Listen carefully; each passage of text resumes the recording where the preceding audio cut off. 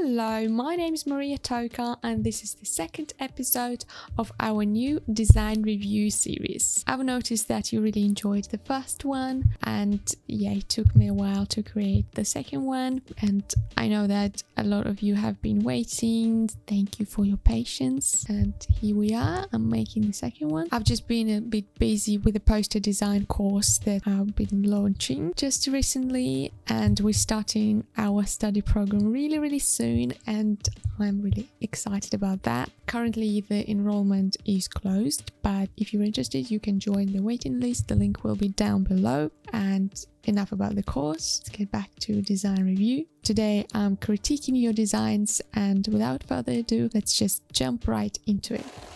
And the first person who submitted their work for review is Radha Sash Dev, a graphic designer from India. She mostly focuses on branding and packaging, and I like the fact that she's got a niche. Would be even better to niche down even further, like to focus on a specific industry you do branding for, but just this sort of niching down is already good. It sounds better than saying that I'm a designer who does a little bit of everything. I already like that.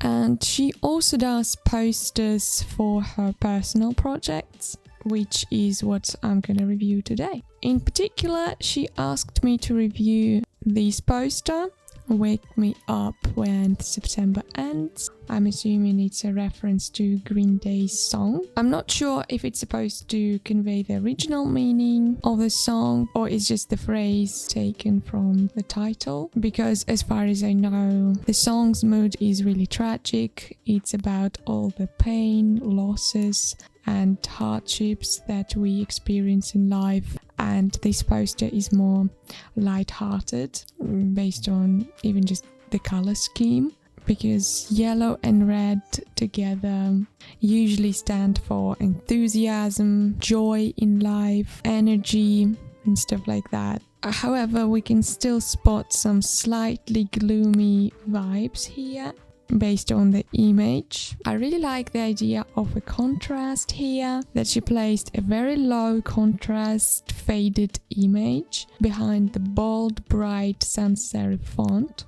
which stands out immediately. Also the idea of layering, this double exposure kind of effect, plus the multiply layer mode for the text, so we can see it has a little bit of transparency. I think these two techniques already add a lot of depth to this poster and visual interest. However, I would try to explore different options for the text. I mean, the way she placed it. I would try to make it less symmetrical and predictable to the viewer's eye, because if it's so bold and outstanding, I would try to make it the center of attention. I'm not meaning literally placing it in the center, but I mean to make it the element that draws the viewer's attention before anything else, like to make it the main character. But now, because she placed it on the edges and it's very symmetrical, it looks more like some additional decoration kind of thing, but not the main character of the poster, if that makes sense. Yeah, but other than that, I really like a lot of other aspects of this poster, and you did a good job with it. And the second piece that we're gonna take a look at, it's actually even two pieces, two posters for climate change for a design contest. I think it's a great idea to participate in things like that, even though I have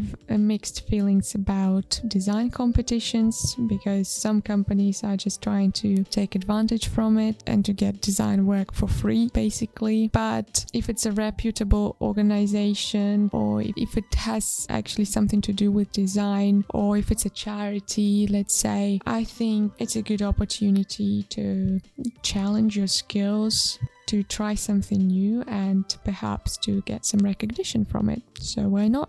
It's also a great chance to add one more concept project into your portfolio, so it's a win-win. And so let's start with this one. I'm gonna make it a bit smaller just to see this work full screen. I like the playful style of it. This sort of childlike simplicity makes it look more honest and make the viewer feel more empathy. And the eyes of the earth look very genuine and kind. I think that aligns with the theme of the poster really well. It's good that she made them bigger than other eyes on the poster because they draw attention of the viewer straight away, which is a good thing in terms of the hierarchy. However, the major problem that I see here is the pattern that she used for the earth, because it's too contrasting, which makes it really hard to identify all the face features of the earth, all the branches and leaves, and the smile of the earth. Like, it just disappears. Like, if we zoom out even further,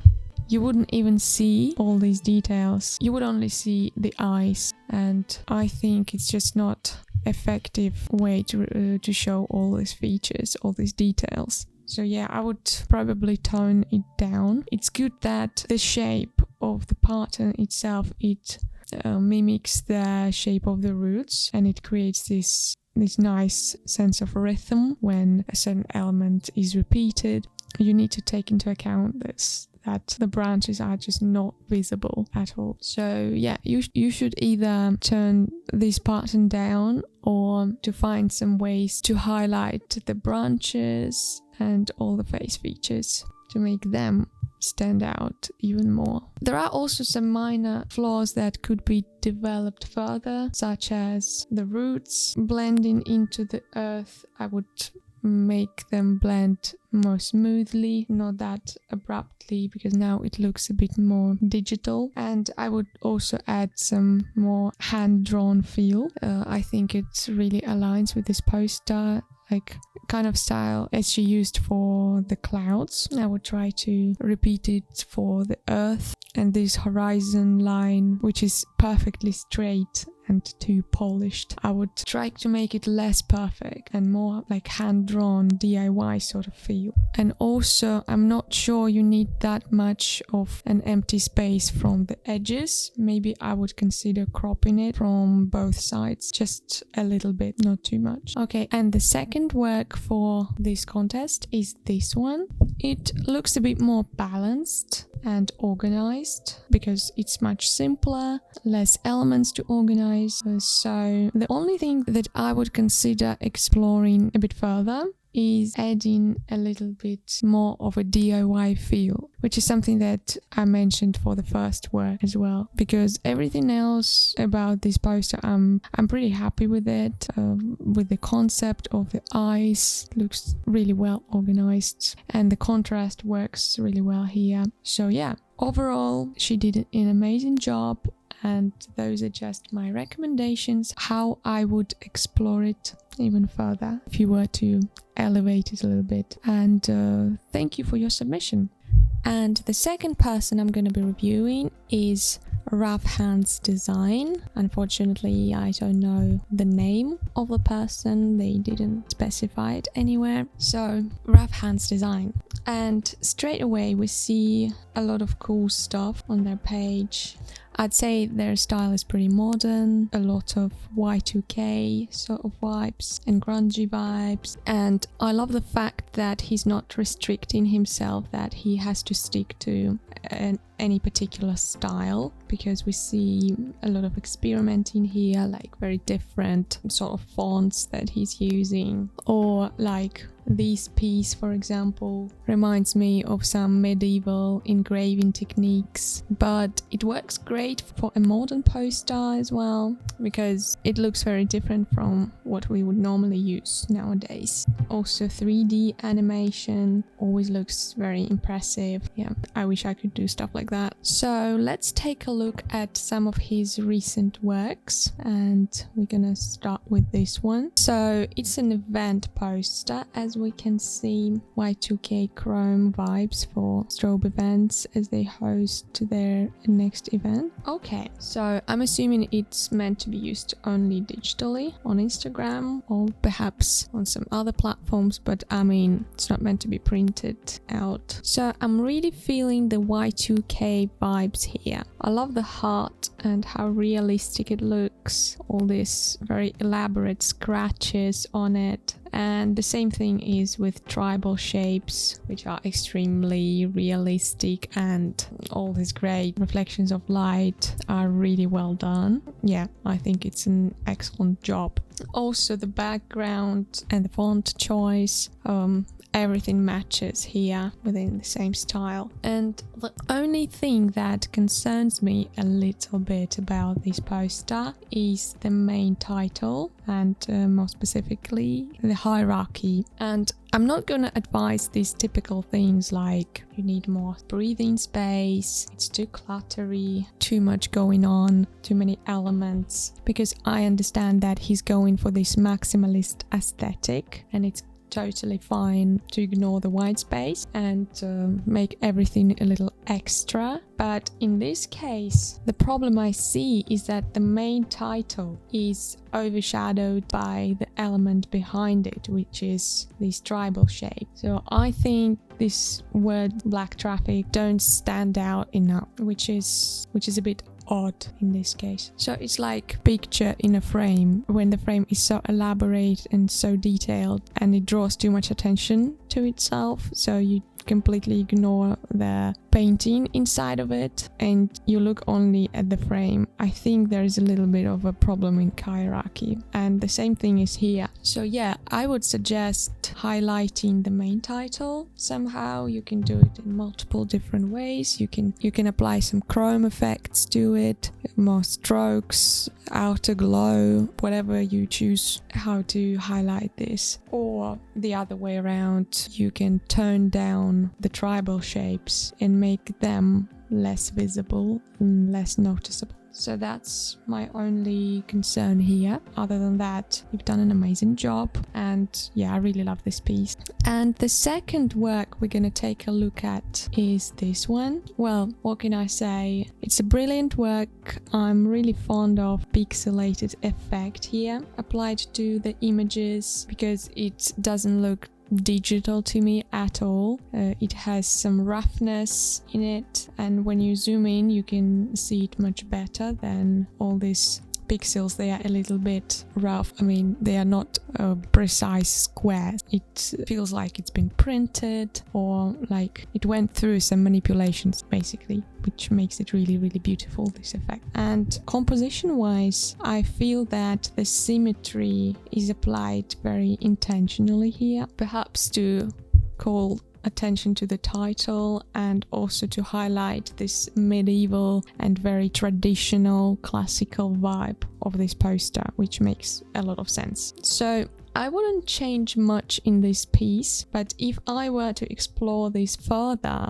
I'd experiment more with textures. I try to add a sense of materiality to it. I would put some textures on top. I see that he already applied some textures, but I would intensify it, apply a few more, because there's never enough textures on top. It always looks great. Well, not always, but in this case it would. Also, I would try to play around with the type, seek out some options that could make it look a bit more interesting. For example, you could try to add some stroke lines, apply pixelated effect, which could be a bit more visible. Now I can see only the rough edges, but it could be more clear pixelated effect, maybe partially pixelated. There are lots of routes to explore. Also adding some flourishes around, you know, these decorative strokes that you see in calligraphy. Also adding some pops of color could bring a bit more character to this piece. So yeah, those are just the ideas of what you could add to it to explore it even further. But even without it, it's an amazing job, and thank you for your submission. And the third person I'm going to review today is Bananarama Bananarama. Again, I don't know the person's name. Nobody shows their real name nowadays, so it is what it is. We're gonna use the nickname.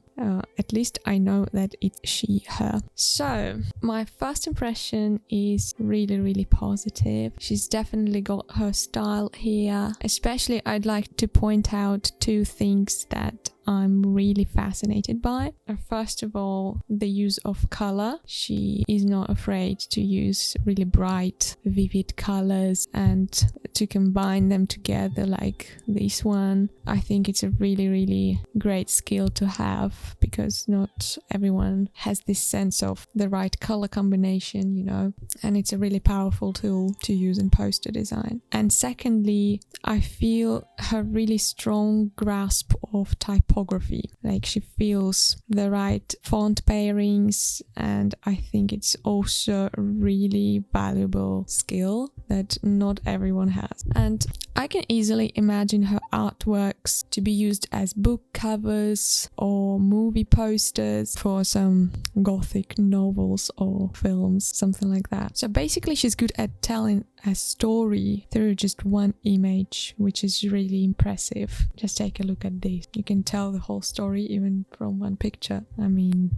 this is fascinating. And let's take a look at some of her works. Let's start with the most recent one, Tiffany Valentine. I think this is a great example of a maximalist design where you don't need white space, and conversely you try to fill in every square inch with elements, with the details, and I think she's doing it really well. So you're trying to make the poster more expressive and intense. And yeah, amazing job is done in that regard. But if she was to develop it even further, I'd suggest her making the edges of these frames a bit more rough. Not even just rough, I would make them imitate the two pieces of torn paper, just like in these examples I found on Pinterest. And I think that would support the whole like rough and punky vibe of this poster. Also, I think manipulating this body text would also be a good idea. Just in general, I would add a bit more chaos and roughness to it. But even without it, even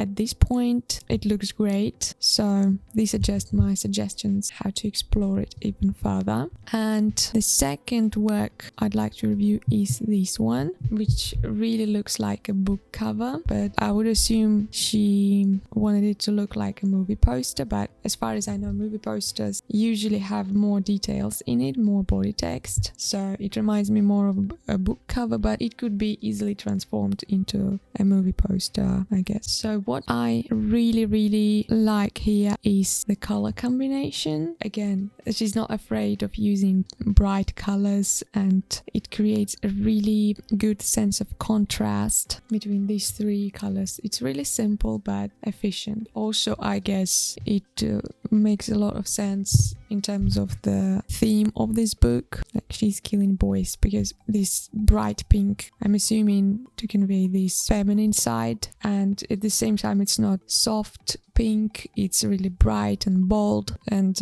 yeah, I really love the vibe that she's showing through this work. I think it works out really well. Also, the grain texture applied to the picture makes it a bit more analog and authentic. Yeah, I just think again it works out great in this case. However, I'm not necessarily happy with the main title, more specifically with the choice of fonts, because I get the idea that she was trying to play on the contrast between this really clear, simple sans serif font she's killing, and she tried to juxtapose it with the DIY hand-drawn sort of font for boys. But you don't feel that much of a contrast, especially if you zoom out, if you look at it from afar, because the width of the stroke is not that different for this font and for this font. Also, just the font for boys looks a little bit too digital for me,